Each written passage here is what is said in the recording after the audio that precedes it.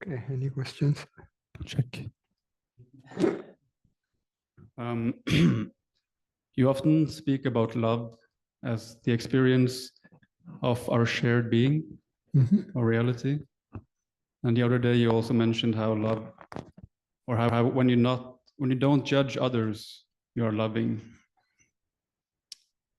I was curious if you can say something about love in solitude, as in the absence of sort of seeing consciousness in other creatures.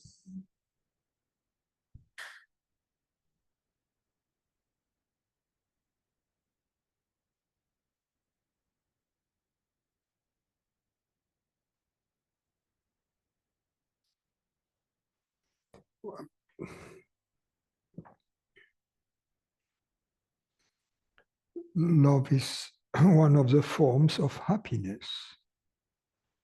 Is usually it is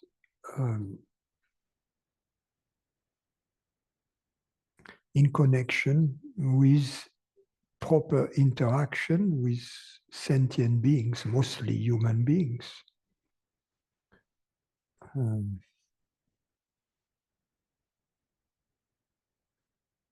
When we feel good among human beings is when there is no separation, when we feel our common presence, our common reality.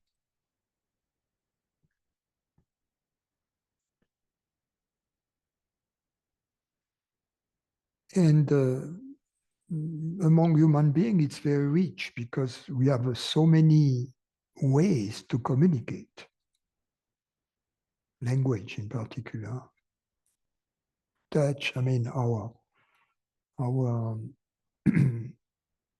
entire DNA structure is designed for this connection. That's the good news. The bad news is that as human beings, we have the ability to choose ignorance, and then it becomes easier to feel love with dogs and pets than with human beings. So it can be the best love experience with human beings, but also it can be the opposite. But you can also feel this experience of love for nature, for a landscape, for plants, for trees, for everything which is alive, and then even everything which is not alive, biologically alive. You can feel love for a flower, for a plant, for you give water to the plant when the plant is dry and aching or ailing, right? You feel that. Or to give fertilizer, and then it gets green.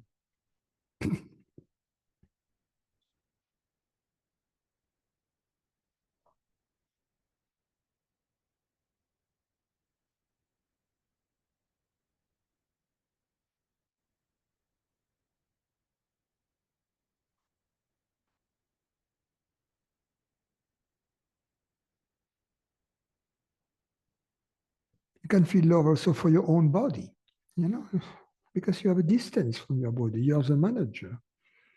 And your body deserves your tender, loving care, not to push it, not to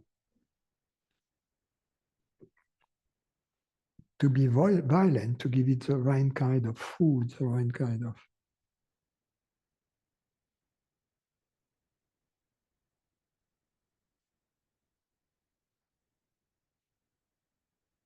The right kind of exercise, the right kind of rest.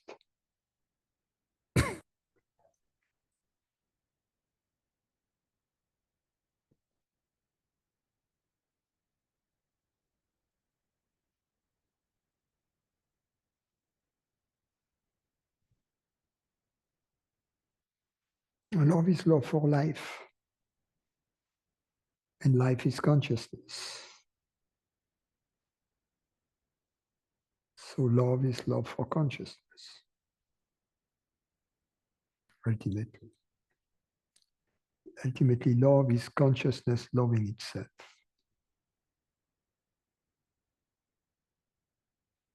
The love is love for love.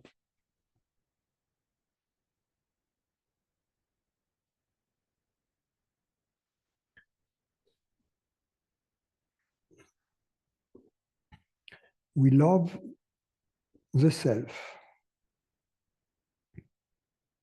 In the Brad Aranyaka Upanishad, Yajnavalkya, the Rishi, says it is not for the sake of the spouse that the spouse is loved. It's for the sake of the self that the spouse is loved. It's not for the sake of the son that the son is loved. It's for the sake of the self that the son is loved. So, and then he goes on, of course, repeating for friends, for whatever. We love the self in all creatures. We love consciousness in all beings.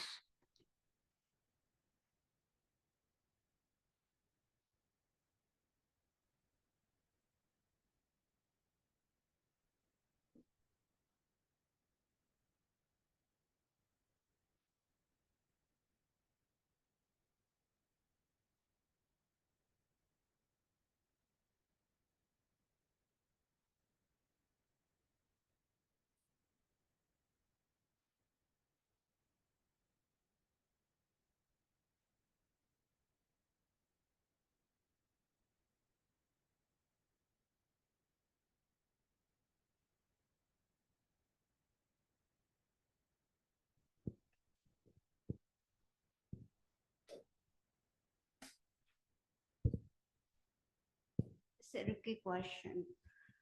To get close to Joe. Close. It's a rookie question. How do we know when we have a glimpse of our true nature? It's not a perception. It's not a thought. Is it a feeling? The feeling of It's when, for instance, we see peace and when you understand something about consciousness, about reality, and when you say, yes, that's my experience, or when you say, oh, I hadn't thought about it, but yes, that's true, you see, then these are glimpses. Now, we know that we had an important glimpse if we observe a big change in our life in a relatively short amount of time. Also, we know that we had a glimpse if all of our interest gets focused towards the absolute. It's a redirection of the energy of desire towards the source. We know in the long or in the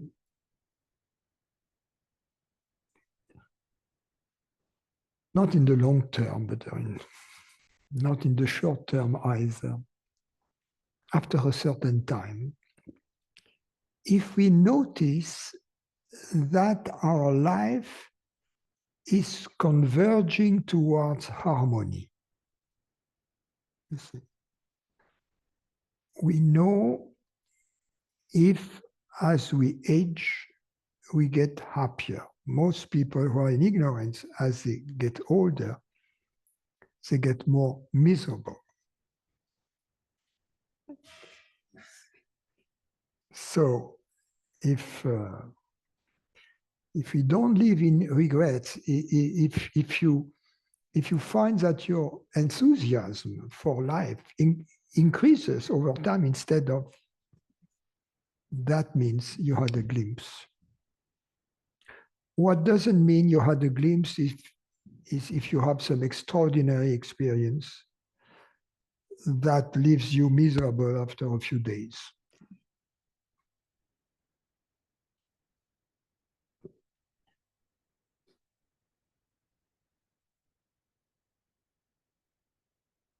Is it like consciousness having a glimpse of itself, really? Yes, a glimpse is always consciousness experiencing itself, loving itself, understanding itself. Yes. Okay. It's there are not two, right? It's always. Does it become a memory that you can recall after the glimpse, or the glimpses happen? No, you cannot memorize it. All you can memorize is the conditions that prevail before and after. And because the glimpse cannot be recorded in memory because it's non-phenomenal. The Turiya moment, right? The Turiya, the interval. And so you cannot, the bad news is you cannot remember the glimpse from the mind. But it doesn't matter because the glimpse remembers itself. Or more poetically, the glimpse remembers you. Yes. When we think of God, is God thinking of us? When you think of the truth, is the truth thinking of us, right?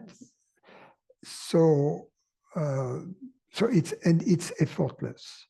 You know that they say in the mantra yoga that first you say the mantra, but then there is a moment when the mantra repeats itself, not mechanically, but comes to you. You see? So then you don't need the japa any longer. You understand? Yes. So when you're a truth seeker, you had the glimpse, you don't need all of that stuff because you think about the truth.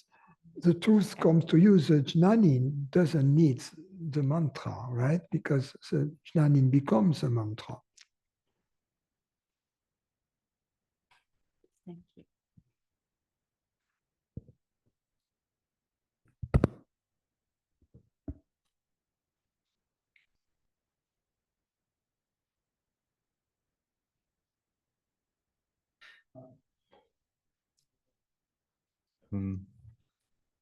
I don't know if it's a strange question, but is there such a thing as a dark side of the force, if you know what I mean?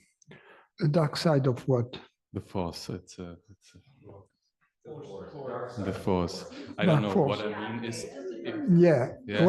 What I said to that is that if you can find a haunted house worth $3 million for sale for 500,000, tell me I buy it. Okay. So basically it's a contradiction. That's my answer. Okay, doesn't make sense. Make whatever you want of it. Okay. And there's no such thing as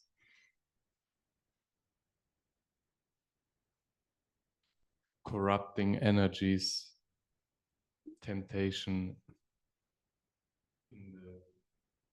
in the process of whatever. There is deep ignorance. Yes. We get in contact with deeper layers of ignorance. There is deep ignorance. There is a full spectrum of. Okay.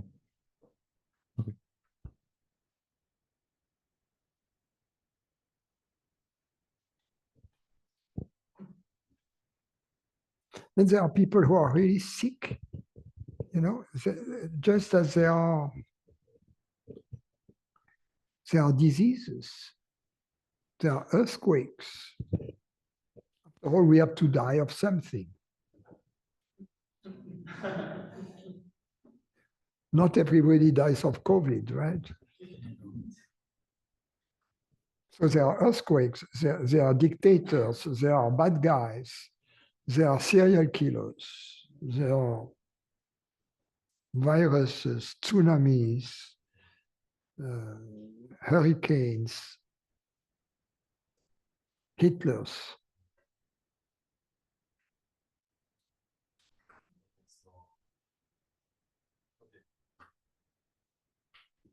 Well, nobody dies healthy.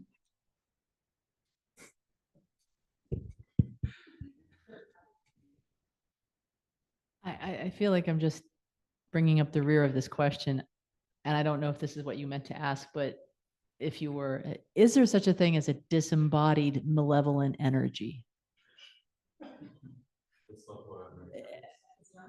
That's not what you meant?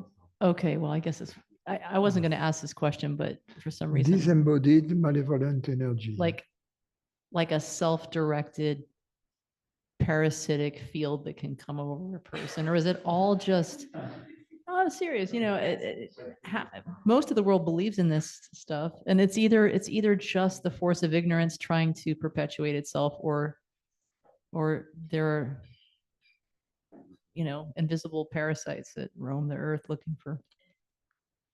That's it. That's all I'm going to ask.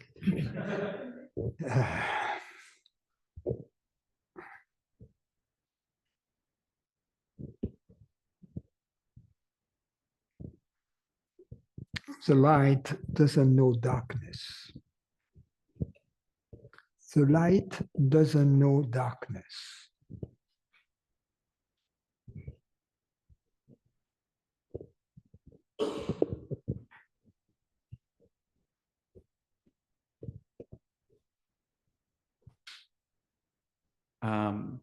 I have a question about discrimination.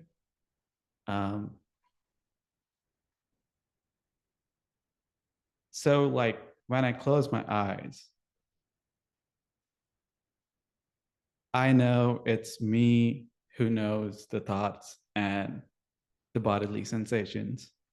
And I also understand that all of these sensations and thoughts, they come and go. But for whatever reason, it also feels like these things are me. And I've heard that you have to discriminate between what's me and what's not me. And when I look at any particular bodily sensation or any particular thought,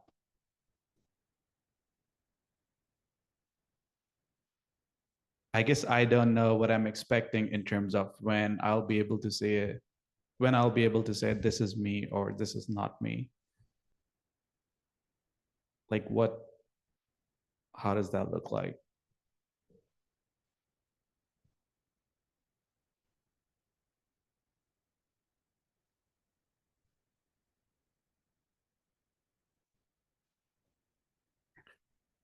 You're the ocean.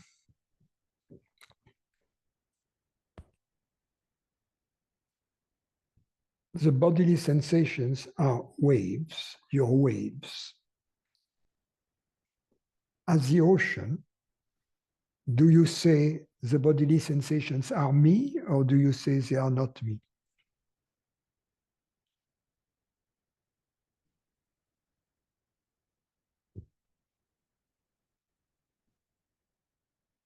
They would be me.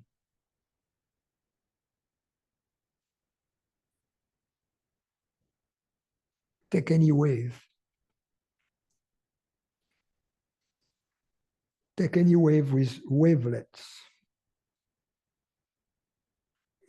The wave is the jiva. The little wavelets within the wave are the bodily sensations of the jiva. The ocean is Brahman.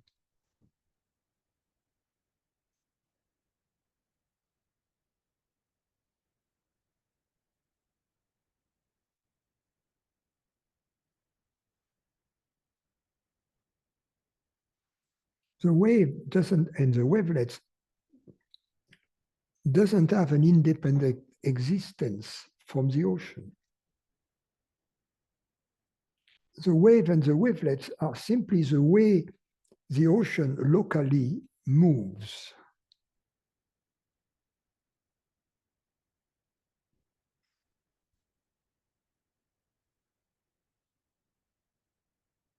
But the wave doesn't exist independently from the ocean. You cannot go to the ocean and take a wave and bring it home. You see? In that sense, the wave is an illusion because it doesn't have a separate individual existence. You cannot take it and bring it home, as I said. You see?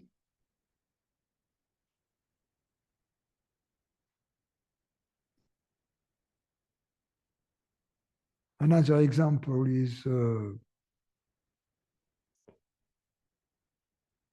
vortex in a river. It seems to have a separate individual existence. But it appears at some point and it disappears downstream. And during its lifespan, it is simply the way the river moves. There can be several vortices. They seem, in fact, to interact within each other, but that which is interpreted as an interaction, when properly understood, it's simply the way the river flows according to the laws of fluid dynamics, right? It has friction against some obstacles. There is a gravity pulling it down. It creates all these vortices. And then downstream, the flow becomes laminar.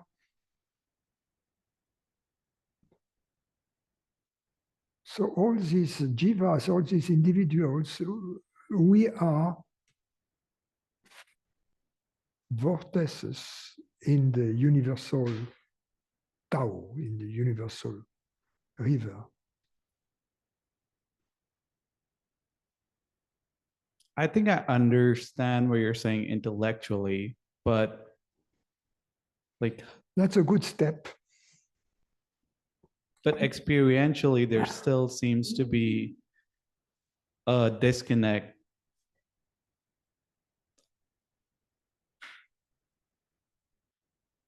So when these bodily sensations feel like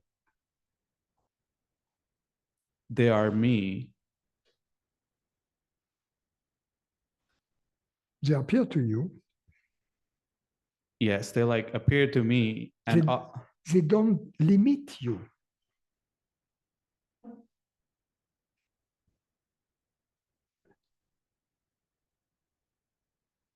Whatever appears in consciousness doesn't give you any information on the consciousness in which it appears or to which it appears. That we have to be to see that clearly.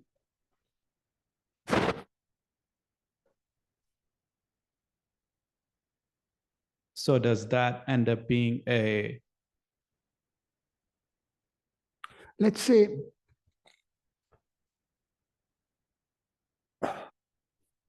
someone who has been raised in the rainforest, totally ignorant about technology, is transported to a city and on a screen sees a video that shows the trees, the jungle.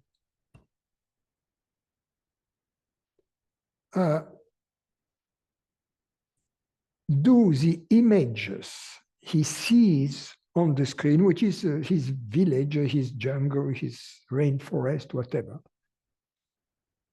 give him any information on the TV screen?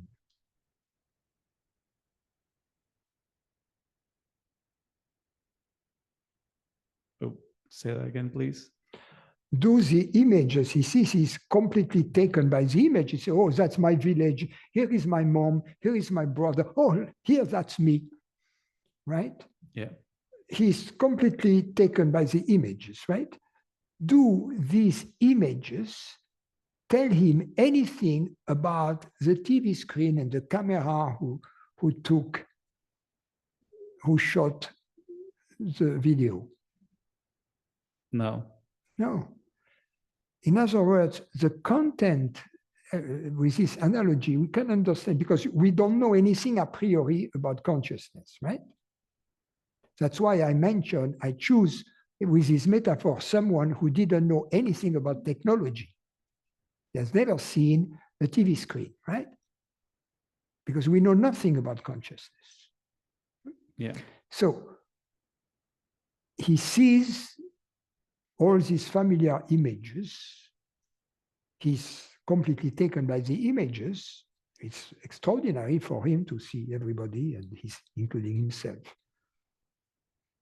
The images he sees don't tell him anything about the technology that has produced these images. The TV screen, the camera, everything else, right? Yeah. In this metaphor, you can understand that the content of consciousness doesn't give us any information about the consciousness.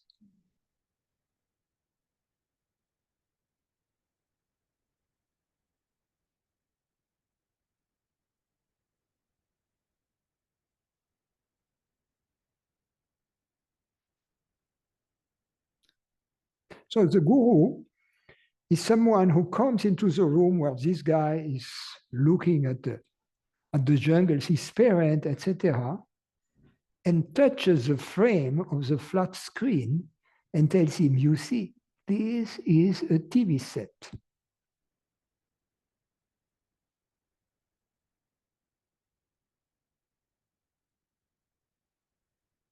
Of course, the metaphor is limited because consciousness as the TV set has nothing, no frame you can look at, right? No screen we can touch. So it is even more elusive than the TV set in question. But this metaphor enables us to understand that the phenomenal content of consciousness doesn't tell us anything about consciousness. In particular, the fact that the phenomenal content of consciousness is limited, and it's always limited, any content is limited, doesn't tell us that consciousness itself is limited. And that's a corollary. It's a specific conclusion that we draw from a more general understanding that the phenomenal content of consciousness cannot give us any information about consciousness. In particular, doesn't tell us that it is limited, or doesn't tell us that it is blue or red or male or female or dependent upon the human body or mortal. No information whatsoever. But most people believe otherwise. And that's discrimination right there between consciousness and the content of consciousness. Ignorance is the superimposition of features that belong to the content of consciousness onto consciousness itself, such as being limited. Or you see the time that elapses in the movie, and we believe that consciousness is subject to the same time. In fact, for consciousness, time is eternity, right? And the time which elapses in the movie is the time here. At 7 o'clock, we have dinner.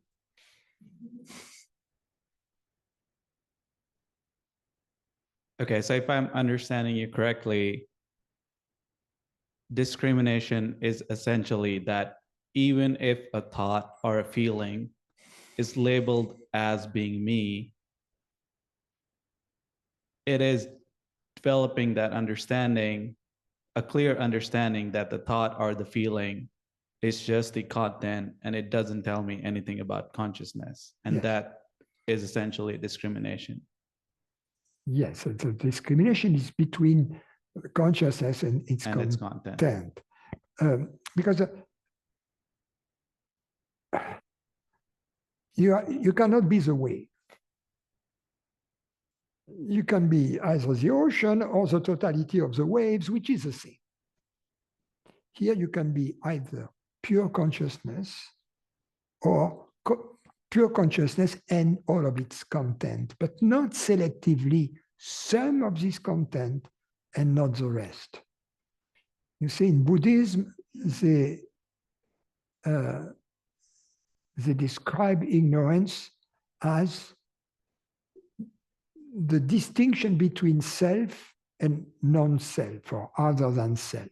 The moment you draw this line, saying, I am this, but I am not that, that's ignorance, you see. So in the Vedantic tradition,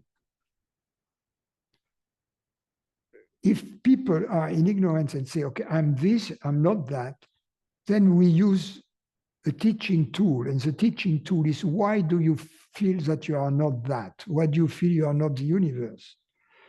Because I perceive it. Right? I am, well, but then you perceive your body also. Ah, yes, that's true. You perceive your thoughts and your mind. Ah, yes, that's true. So you are none of these, you know, because what is good for the goose is good for the gander.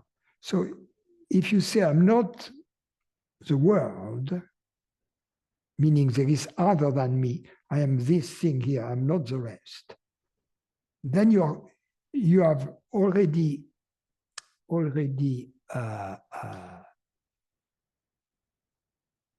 can you say, you have already stipulated something that is going to be used against you in this court of law. You have stipulated, I am not the world out there, I'm something here.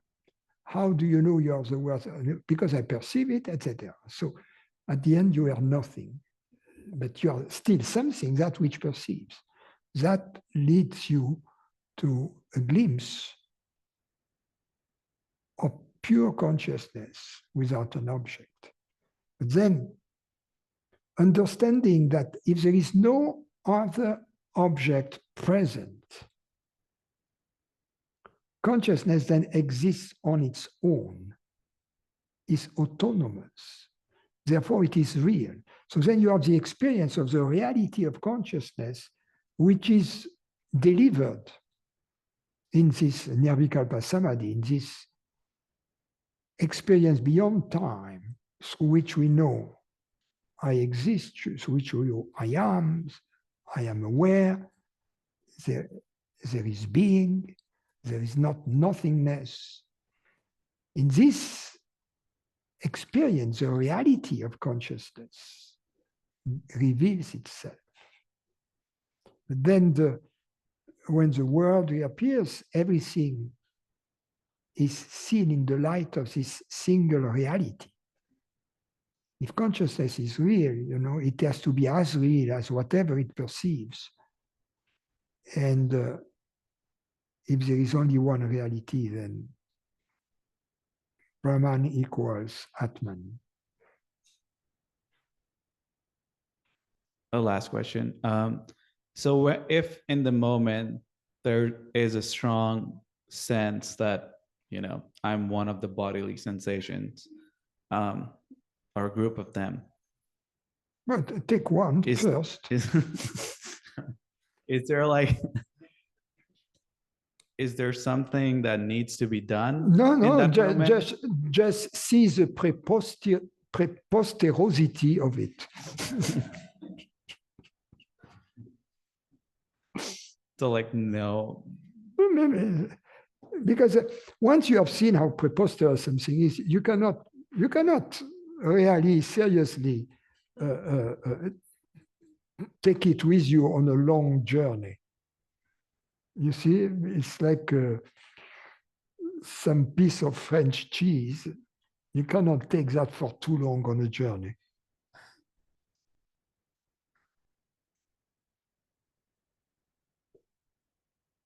Okay, thank you. Thank you. Hi. I want to ask about in the moment of perceiving something, an object, the experience, not the experience, in the moment of perceiving an object, it is one with consciousness in that moment. I wanted to see if you could say something about that. The first, we have to be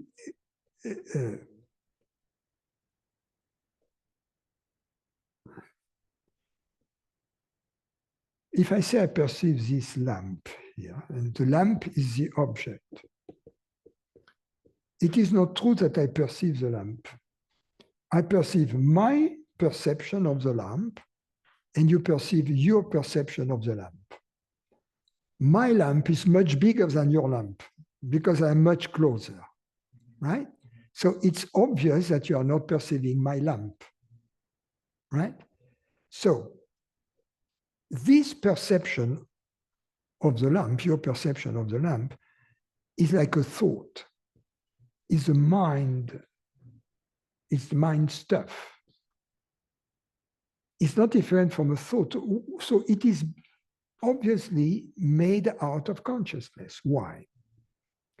Because before the perception, there is consciousness. During the perception, there is consciousness. After the perception, there is consciousness. So if we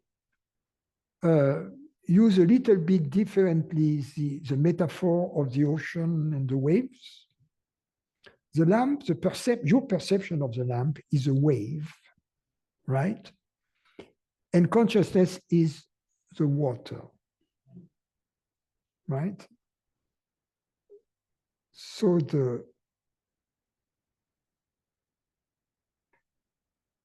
you cannot separate the water from the wave, or the wave from the water, right? They are one. Just as the ring and the metal it's made of cannot be separate. Because if you remove the metal, you don't have the ring, right? The metal depends, the ring depends on the metal. You can have something else made out of the same metal, which is not a ring. But the ring, you see, the golden ring or whatever, depends very much on the substance it is made of. So in the same way, in this metaphor, the consciousness is a substance, and the thought or the perception. Now, that's part of the answer. That regards your perception of the lamp. Right? Now, the other question is this, okay,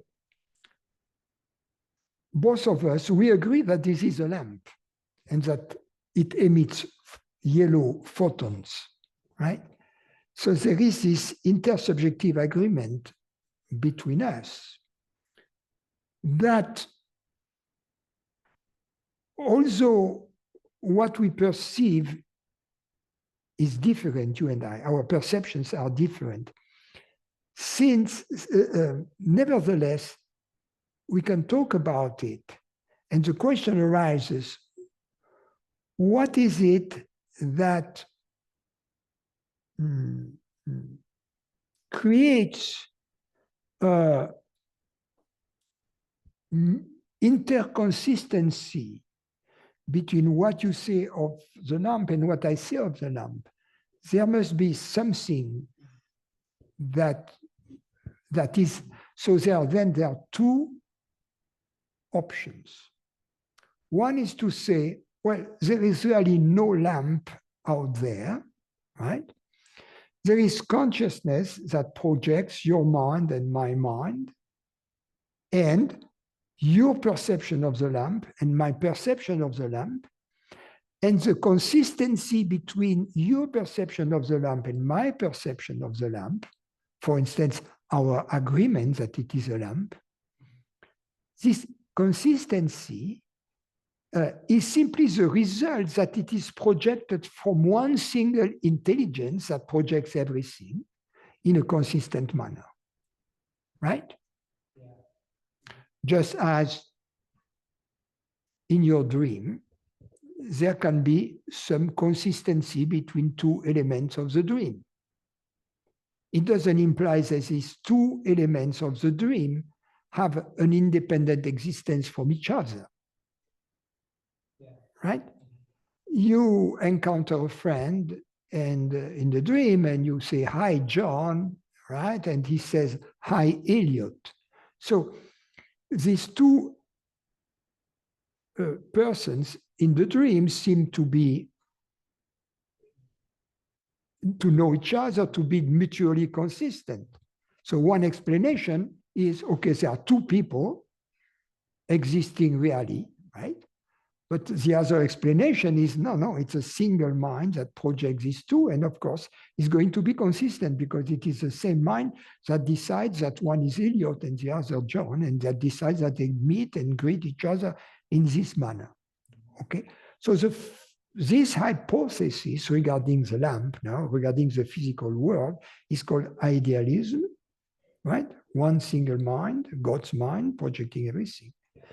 The other option, according to which the lamp exists independently from both minds, it's called realism. There are two possibilities, apparently. Which one is true? Right? My answer to this question is, who cares? Because in both cases, in the first case, there is one single reality, consciousness, that projects the two minds and each with its perception of the lamp, one thing. In the second case, there is a single reality, right? There is only one reality that creates the lamp and all the perceptions and everything. The moment there is one single reality, it doesn't matter whether you call it consciousness, reality, God, Brahman, it doesn't matter. The only thing that matters is there is only one reality, you see? And then regarding the advantages and disadvantages of realism versus idealism, why not take the one which is convenient at any given moment, you know? Since they are ultimately equivalent if there is only one reality. So we can choose to see the world as a dream, that idealism, or we can choose to see the world very much real, you know,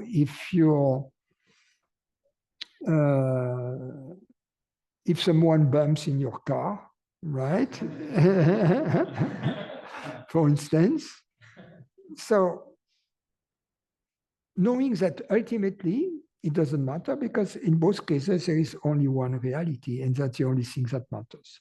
And besides, what I would add is that these two theories, these two versions, one realism, the other one idealism, they are concepts of the human mind. And the human mind is limited. Who knows? How can we be so certain that the only two choices are idealism versus realism? Because idealism is very much tainted by human mind, and realism is very much tainted by the human sense organs. You see? Who knows? Who knows? God is infinite. You see what I mean? So it doesn't matter, but that there is only one God, that there is only God, that there is only one reality, that's the only thing that matters. You see, because if there is only one reality, this reality is my reality, and that's liberation. Yeah, the reason I asked about this was because I realized that I was sort of seeing, I mean, in one case, seeing objects that were not really, it was more about seeing reality in beings versus seeing beings in reality. Yeah.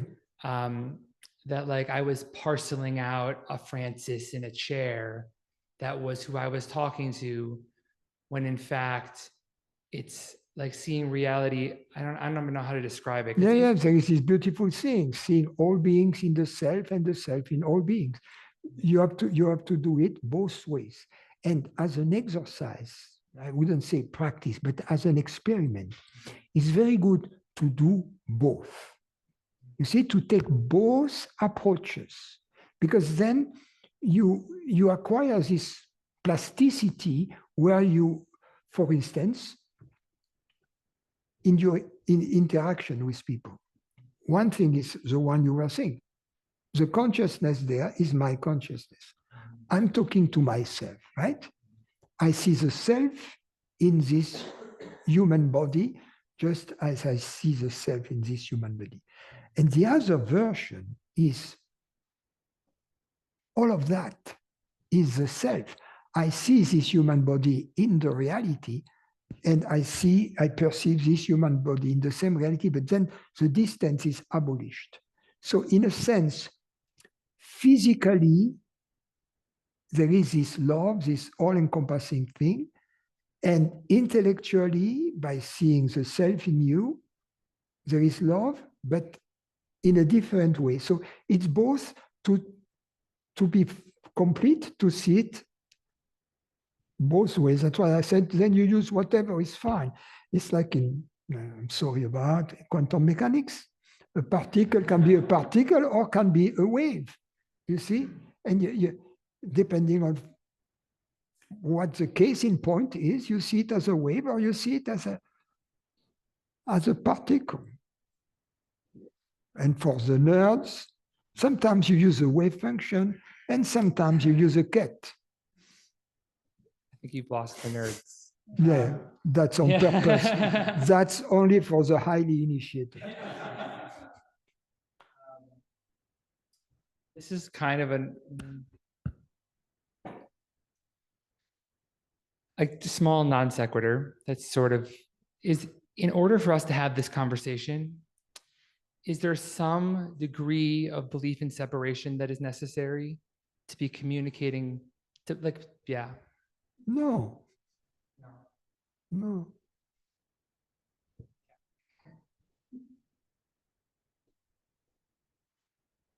Actually, the belief in separation kind of as a belief comes after the fact.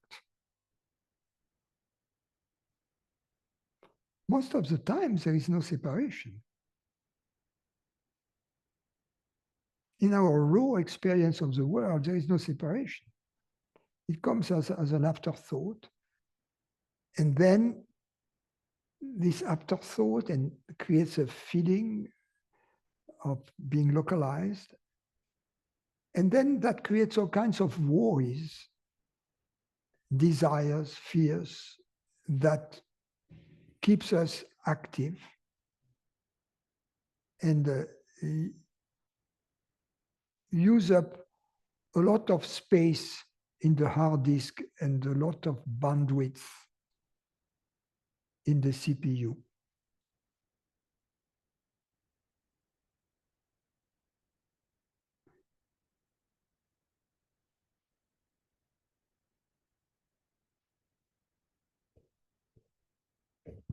So if you're not the worries, you're free. You see what I mean? There is space.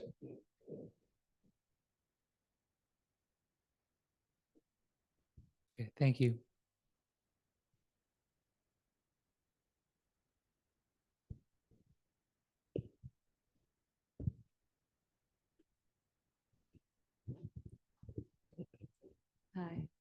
I wanted to get clarification on a couple of things.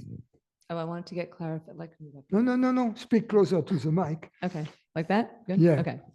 I wanted to get clarification on a couple of things. One is, so the idea that it's all one reality, that makes, yeah. But then yesterday you talked about maybe there could be other realities. No, other dimensions, other universes, other whatever. Oh, okay. No, the other thing I said is something else, because I was justifying my proof that there is only one reality to say, let's assume there are two realities, more than one. Okay. Either they interact or they don't. If they interact, they have to be considered as being one single reality. If they don't interact, who cares? Because for us, a reality which doesn't interact with us, which will never affect us in any fashion or form, is like non-existent. I guess how could it be though, if there is another reality that doesn't interact with us in any way, then what are we calling reality? Like, We are calling reality that which cannot not exist. okay. So you in take essence, a chair, this chair can be destroyed, can not exist. Okay, but there is something that cannot not exist. In other words, there is something rather than nothing. okay, So- that was the other thing I wanted clarification on. So the something rather than nothing, the something is the knowledge I am, in essence, like it's the, what would you say the something? The way I would go about it is something rather than nothing. When people, it's okay, there is a chair, there is a world, there is his body. And even when I dream, there are my dreams, right? But let's assume there are no dreams. If there is awareness, it's already something rather than nothing, right? So that's it. So experientially, there is always something rather than nothing. There is being experiential, yes. Okay, so it's really the awareness, that's the something. Yeah. Awareness being, it's not the chair It's so much. awareness, reality is the mother of all some things, right? Okay. Okay, and if we're defining reality as that which cannot not be, Yeah, in essence, there could be another reality. yes. But what is interesting for us is our reality. You see what I mean? So if there is another reality that cannot not be, Mhm, right? mhm. And our reality that cannot not be either, right? And if these two realities don't interact, cannot interact, right? Mhm. Then who cares about the other realities? Because they will never affect our reality, right? Right, So who cares? okay, That's the answer. Who cares? okay. So But that- then, for all practical purposes, we have to consider only the possibility that there is only one reality.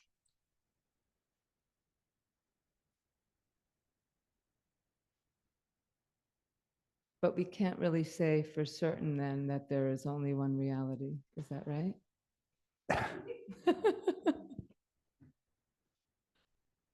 For all practical purposes.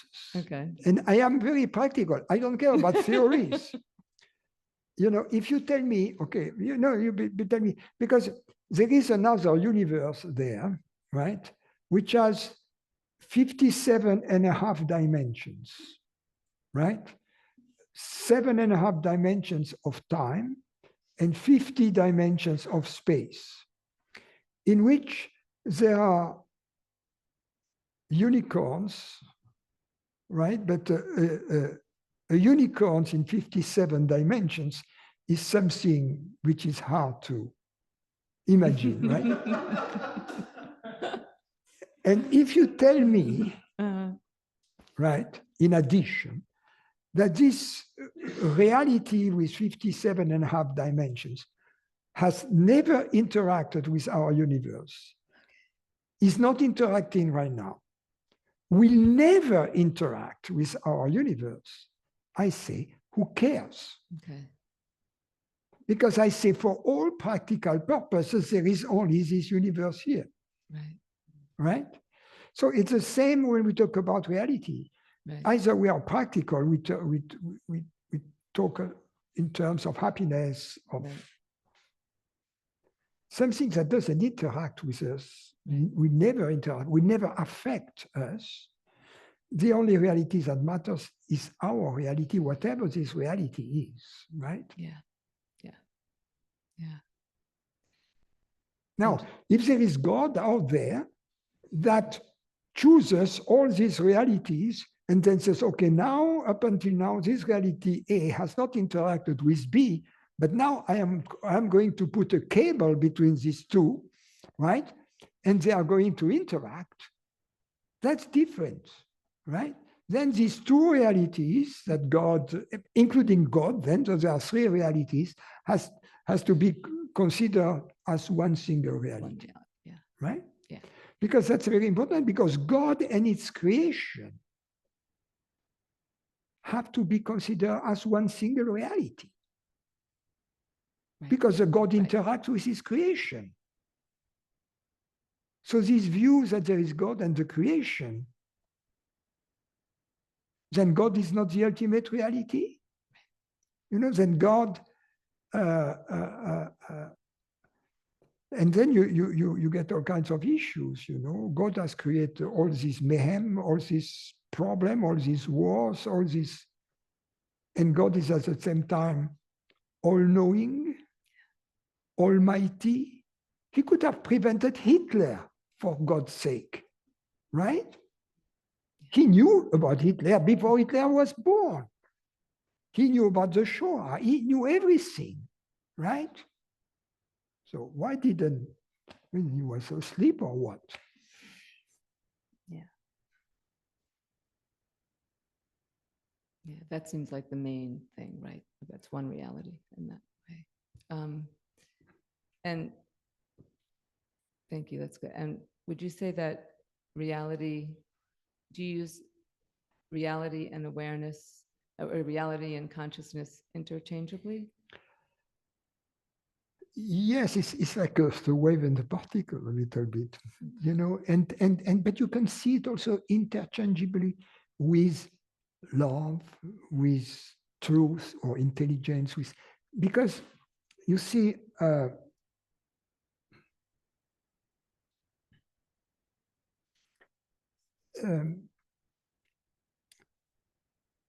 Spinoza, you know, what I call reality is what Spinoza called a substance. You see, substance is that which stands under, really understands, right? That which stands under, substance. A substance, he defines it as that the essence of which implies its existence. In other words, that which cannot not exist, that which exists by design, which cannot not exist. So that's my definition of reality. But then there is something else. There are attributes of reality. And an attribute of reality is a feature, let's call it a feature for the time being, which is there whenever you have this reality, you have the feature, and whenever you have the feature, you have the reality. In other words, it's indivisible from reality. Just as You cannot have a fire which doesn't generate temperature, heat, which doesn't generate heat, right? So heat is consubstantial with fire, but it is not the other way around, right? Right. Because you can have a heat without fire. But let's assume that you cannot have heat without fire, you cannot have fire without heat. Then heat would be an attribute of fire. But then it's the same thing. You see, if you cannot have one without the other. And for instance, in Indian logic, if you have two things that such that you cannot have one without the other, they have to be considered the same thing. You see? So it is the same. If you cannot have a reality without consciousness and consciousness without reality, they have to be considered the same thing. Then it doesn't matter which name you give them. You see? And that's the important point, that in ignorance, we believe perhaps there is one reality, but we believe that we can have this reality without consciousness. We believe consciousness to be not an attribute of reality, but to be what Spinoza and was the traditional Western philosophy calls an accident. An accident is a feature that may or may not be attached to the substance. Whereas the attribute is very different. The attribute, if you have it, is there. So the attributes of reality are love, happiness, beauty. They are the 100 names of God, you know, in the Sufi tradition. They are all these things because you cannot have one without the other. If you're happy, it's the experience of consciousness knowing itself. You see, you cannot have one without the other. So then it doesn't matter which name you give it. You can call it love, you can call it Brahman, you can call it, you see, you cannot have one without the other. Beautiful. Thank you.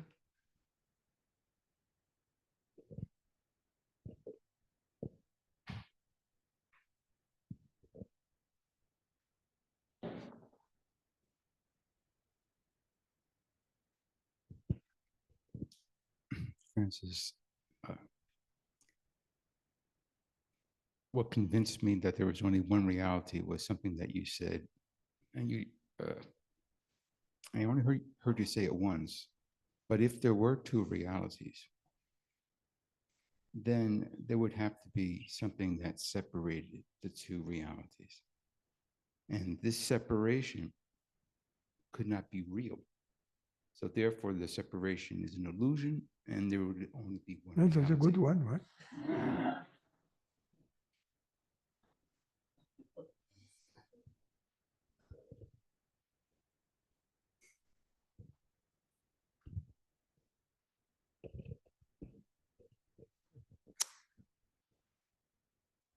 It's in my experience, one of the beautiful things about the way that this teaching is laid out here is that the emphasis on being as relaxed as possible in the body, and it seems to induce, mirror, or just evoke the quality of the effortlessness of being. And at least in my experience before I came across this kind of teaching, the idea that you'd be told before meditation, well, just make yourself as relaxed as possible, that basically didn't exist. It was always like, sit up straight, keep your spine straight, and suffer. And I mean, there are times when having the spine really straight feels amazingly good, but not for very long, at least. And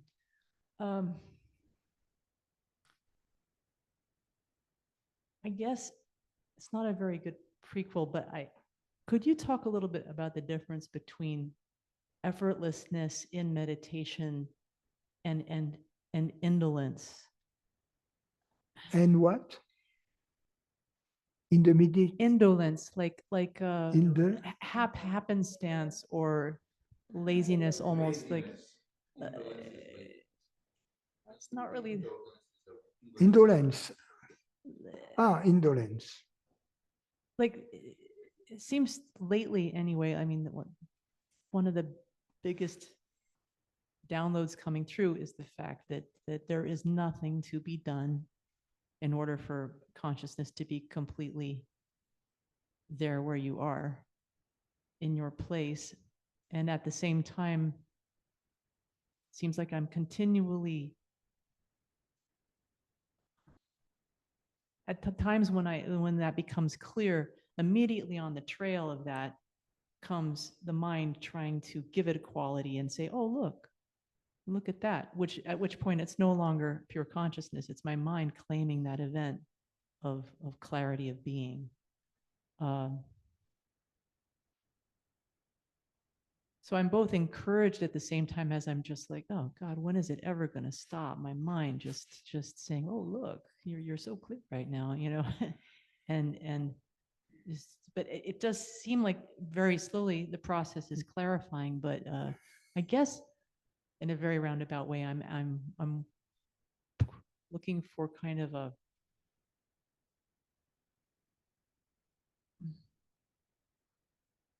the most intelligent way to the most clear way to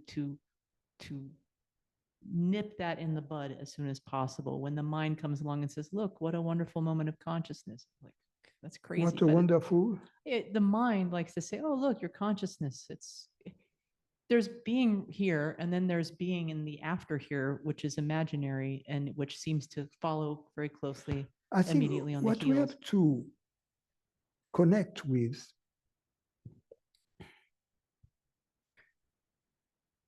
is our enthusiasm. When we were young children, we were so enthusiastic about discovering the world, doing new things, new toys, new activities. And then becoming adults, we had kind of explore the world. And then we become jaded because we have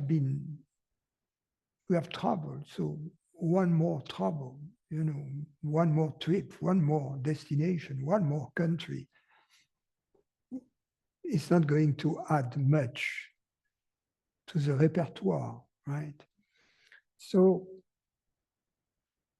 we have lost this spark of enthusiasm. We have to understand that the experience of consciousness knowing itself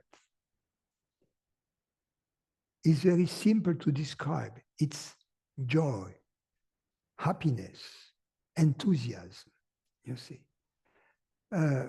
If it gets boring, it's not the experience of consciousness, If it's painful, it's not the experience of consciousness. If there is suffering, it's not the experience of consciousness. It's not the experience of God. So, and that gives us the true direction within us of where God is. The experience of God is in love, interest, enthusiasm, joy, freedom. All these qualities are the divine qualities. So some people, they desperately seek God through suffering because they hope that at some point they will discover something and that will be the end of the suffering, kind of a magic wand. The misunderstanding is that they already have that within and they are looking for it outside where they are not going to find it.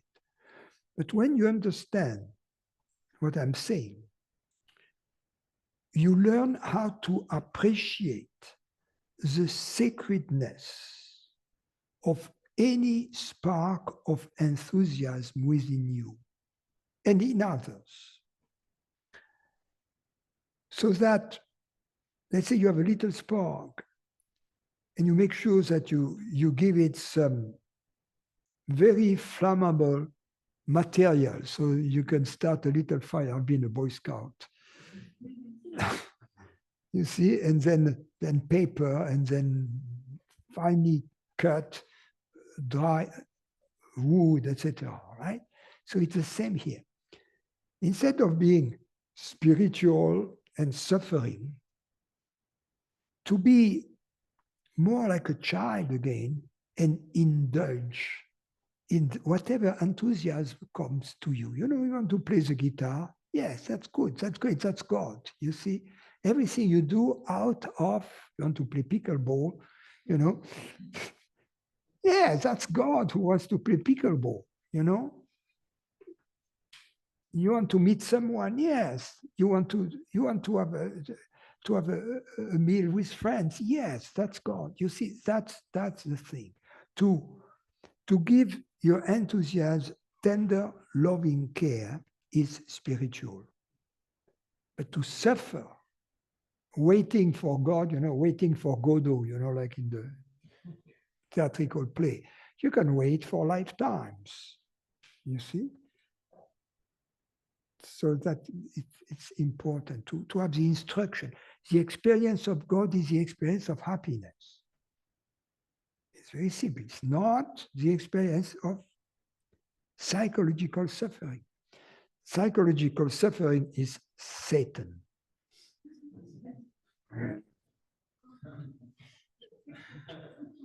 The dark forces.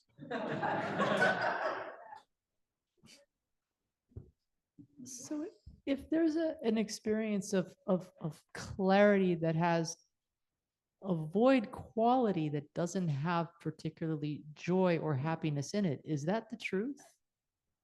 No, it's boring. Okay. Get Thank the you. hell out of there.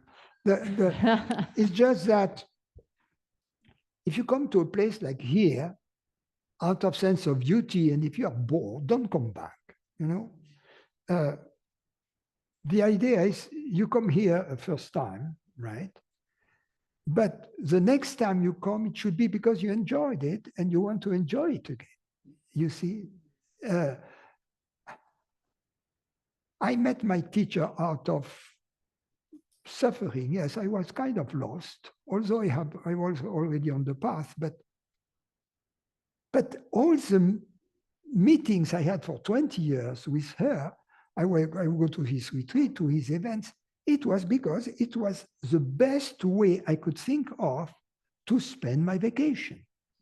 You know, I was not interested in clubbing, night clubbing, drinking scotch and hearing loud music, or if you call that music, or you know, I was not interested in any of that. I mean, I was meeting wonderful people of all walks of life, all of ages, of all levels of culture, education, interest, etc. And there was this beautiful perfume in our meetings that I felt that these are my friends, these are my vacations, you know, for 20 years, as long as he was alive, right? That was my choice. I never regretted it, you know. I mean, the king was my first cousin, you know. That's the beauty of it. That what we have is, when we are truth lovers, is very precious, but it's interesting. If you read a book about the truth, it should be because you enjoy it. If you listen to a video, it should be because you enjoy it. Not at the sense I have to do it, otherwise I go to hell, or otherwise I will be reborn as a cockroach.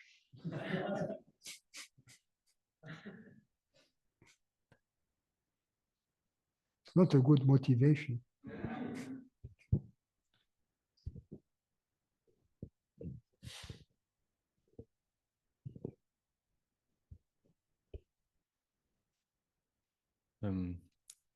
I understand your critique of idealism, but I don't understand why you keep realism, because in my mind, it makes a lot of sense to reduce the world to mind. And then, of course, I can argue if it's unreasonable to reduce reality to my mind, but it's not. You understand what I mean? Okay, okay, but Yeah. I think I have a good answer to this question. You tell me. You tell me. And first, what idealists would argue in support of their theory is this. We don't perceive an external world. We perceive only our thoughts and thought-like perceptions, right? Therefore, there is no need to posit the existence of an external world because we never perceive it, right? And then philosophers and scientists, they have this rule called Occam's razor. And meaning our theory has to be as simple as possible with a minimum of postulates or axioms. Therefore, the external world is a useless postulate. There is no need for it. Let's eliminate it. Okay. Now, remember that the argument is we don't perceive directly the external world, therefore, we have to discount it. But just as we don't perceive the external world, it seems that we don't perceive other people's minds. Right? In the moment you don't perceive my thoughts, I don't perceive yours. Right? Then that which good for the goose is good for the gander, and therefore, if the argument is we get rid of the external world because we don't perceive it, I get rid of your mind because I don't perceive it. So the logical end product of idealism is solipsism. You don't exist. You don't exist.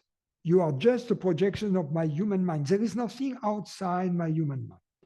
Now, I'm going to tell you why that bothers me.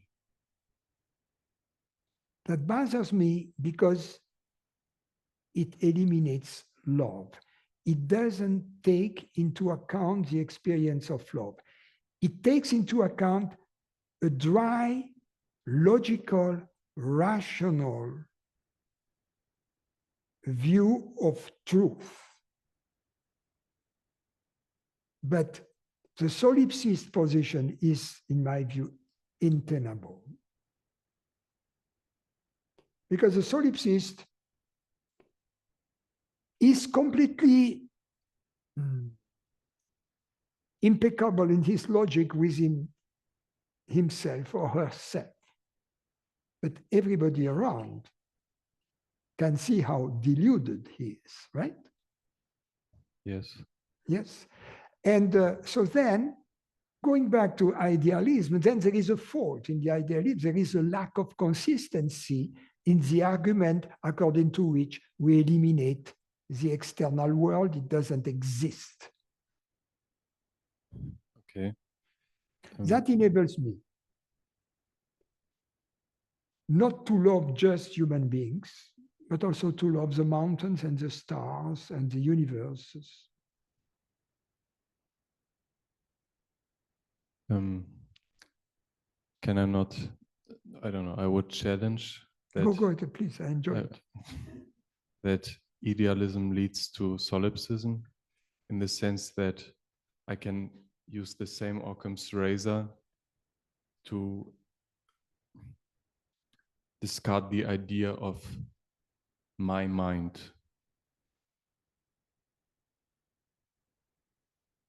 So I wouldn't reduce your mind to my mind. I would just say there's mind. And then it wouldn't lead to solipsism because I can still say there there's diversity in mind and I can still love the mountains and other people. Yes, but then mind loses any kind of meaning. Then mind becomes consciousness or reality. So what's the Okay, difference okay. between, you see what I mean? Yes, If you use yes. the word mind, and that's another argument against idealism, which is in a very subtle manner, it reduces mind to human mind, to human perceptions. Not that it says so, but implicitly, by using the word mind, we construe reality only in something which somehow is reduced to our human mind experience. Mhm. So if I want to save idealism, I would say I have to define mind as experience, and then I'm back to consciousness. Basically, the argument. If you define mind as consciousness, because I don't define the As consciousness, experience. listen, I don't define consciousness as experience. You see? I define it as the reality that perceives. I don't define consciousness as perceiving.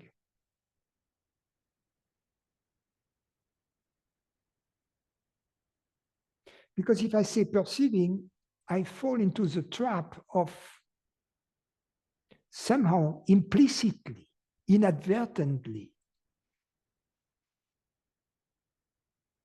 to evoke or invoke human perception or something like this. We can imagine that the dog's perception is not like human perception, but it's close. Now, a spider perception is a little less. And then a virus perception, if there is such a thing, and then a plant perception, or you see. But what about electrons? What about universes? What about?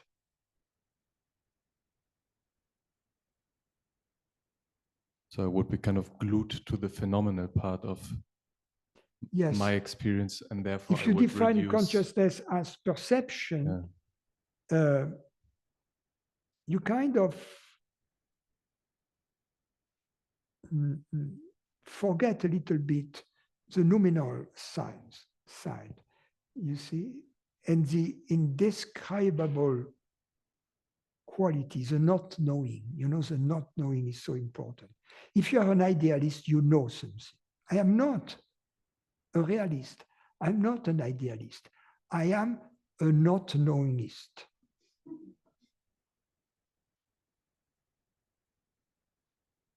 Because I don't want to limit God. Because I know that the moment I try to limit God, she will prove me wrong. I hate to be proven wrong. There I agree.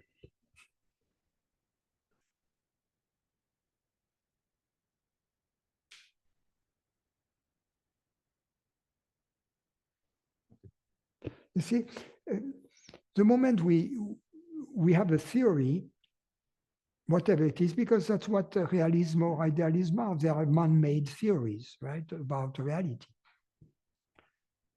The moment we have a theory, it's going to be somehow faulty. You see, we have to accept that. There is no perfect theory of everything, either in philosophy or in physics.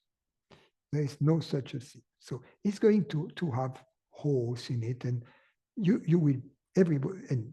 will always be able to poke holes in it. So the best theory is a no theory theory.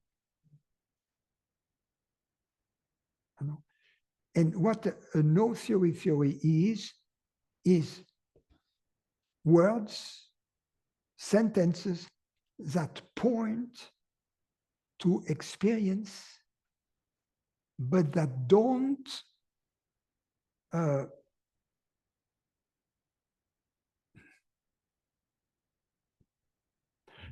go beyond experience.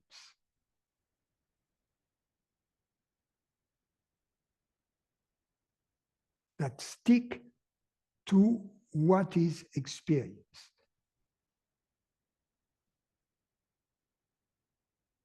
And I also cannot claim to arrive. To remain open to other forms, to other possibilities, to other realms. For instance, regarding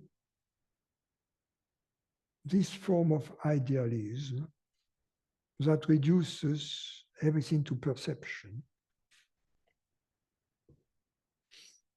human perception, phenomenal perception, elapses in time. Would you agree?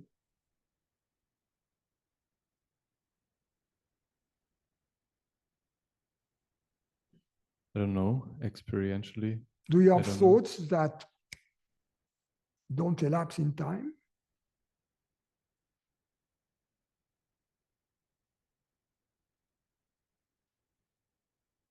What is a thought of infinitesimal duration? No thought. Yeah.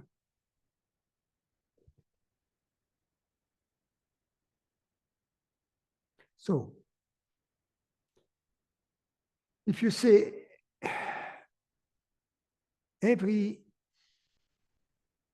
form of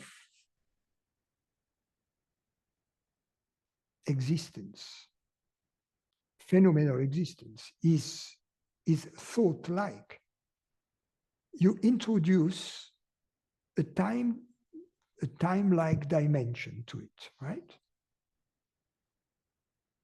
Now, what about mathematical ideas? What about, I don't know, the number pi?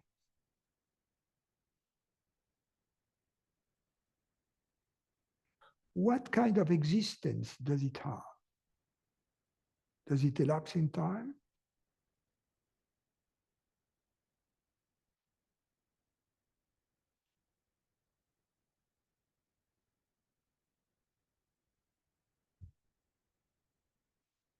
It got discovered at some point.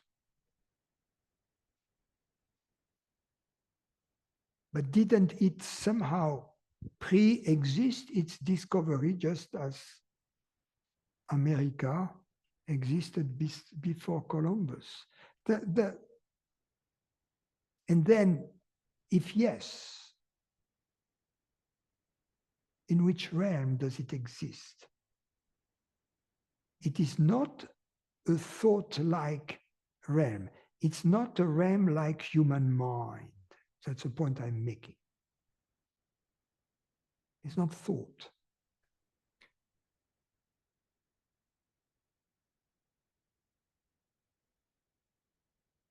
And this realm of mathematical ideas is accessible with some effort, right? For us, very limited creatures, right? But it gives us a hint of other possibilities, other realms that are irreducible to human mind. For the time-like component or dimension I mentioned, you see. Some realms where there are distinctions, for instance, the number 1 is not the number pi, it's not the number e, but in which there is no time. You see, so then we go to something completely different, and then the use of the word mind, then you replace it with reality, yes. So if I would say that these ideas are in a realm that is mind-like, makes no sense because I necessarily reduce it again. Because my idea of mind is human mind, and then it's already reduced. If you extend mind infinitely, right, it becomes consciousness or reality. And that's fine. But then it loses any specificity, and then you cannot say everything is mind in contradistinction with there is a world out there. Okay. Everything is reality. You see, at the end, you abolish any distinctions. That's the point I'm making. So usually idealists, they try to introduce some distinction, and they try to say, my guru is better than your guru. Meaning, my system is better than your system. You are a scientist. You have this view according to which you are a realist. The universe exists out there. You study its laws. My system is much better. I'm an idealist. I am smart. I apply Occam's razor. Fine, but you are a philosopher. You're not a scientist. A scientist is telling you up yours. I conduct my experiments, right? I don't care very much. I have this theory. I verify it or falsify it, and with it, I create LEDs and lasers and stupid technology. Chat GPT. In the future, my job is threatened by Chat GPT. Yes. I'm going to be obsolete. And you have Guru GPT. Yes, Guru GPT. Already a few months ago, I asked ChatGPT to write a poem on non-duality. And it came and made. You could see that it had been picked up from various websites. But he didn't say reality awareness is that which is hearing these words right now. So I felt safe.